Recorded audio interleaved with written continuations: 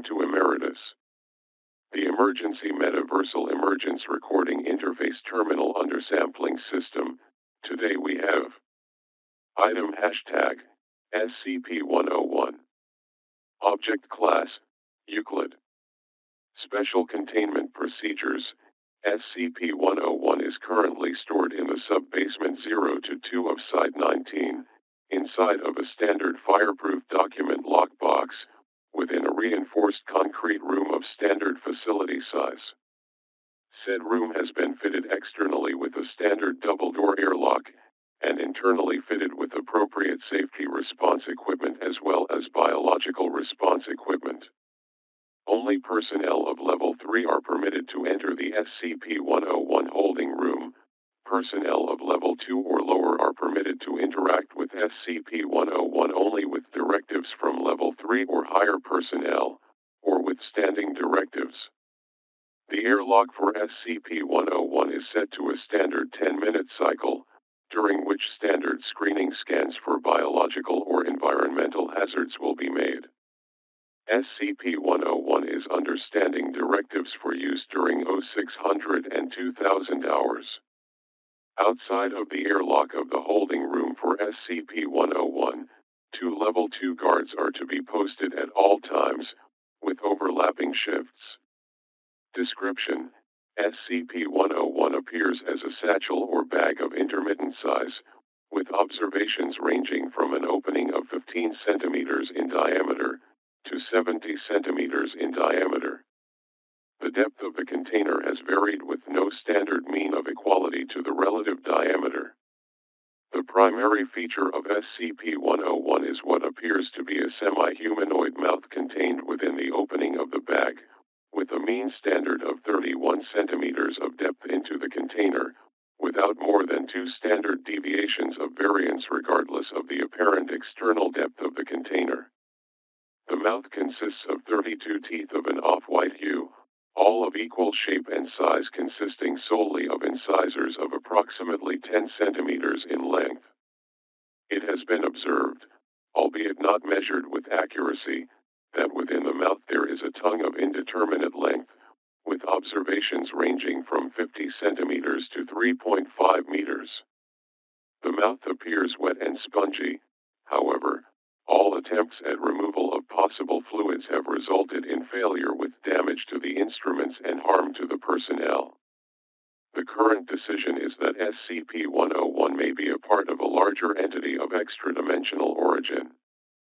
SCP-101 is not externally mobile. However, internal movements within the container can affect minor movements of the exterior of the container that consists of SCP-101's covering.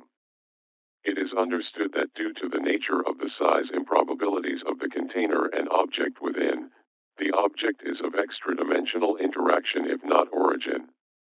SCP-101 has exhibited polymorphic abilities, as well as a low level of sentience.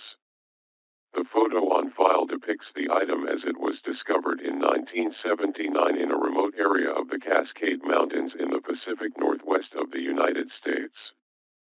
Found along with SCP-101 was the decayed remains of a human, clad in a weathered black suit, seated upon an also weathered parachute, missing the right arm up to the joint of the shoulder, which appeared to have bite marks through the remaining bones, assumed to have been inflicted by SCP-101. Speculation as to the identity of this deceased individual has led researchers to the conclusion that this was one D.B. Cooper, remains removed for the purposes of concealing the existence of SCP-101. SCP-101 has since changed appearance and shape, with the apparent end of enticing a subject into reaching within the container.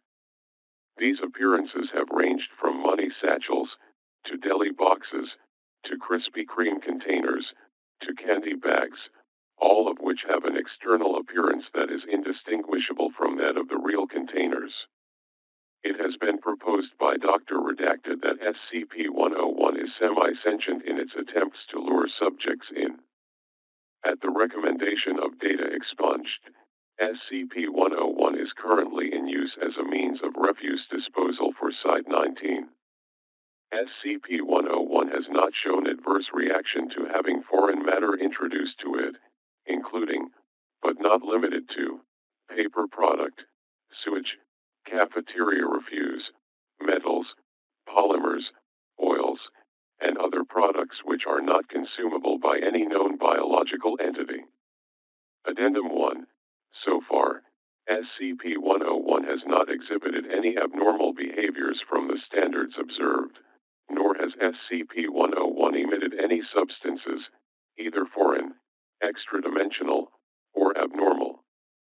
However, it is the concern of Dr. Redacted that SCP-101 may produce an emission in the future. Addendum 2. Further examination under the direction of Dr. Redacted has determined that SCP-101 is ideal for the disposal of hazardous wastes and byproducts of other SCP-related projects. Dr. Redacted is noted as being opposed to this measure. However, O5 Redacted has given authorization for the project to continue.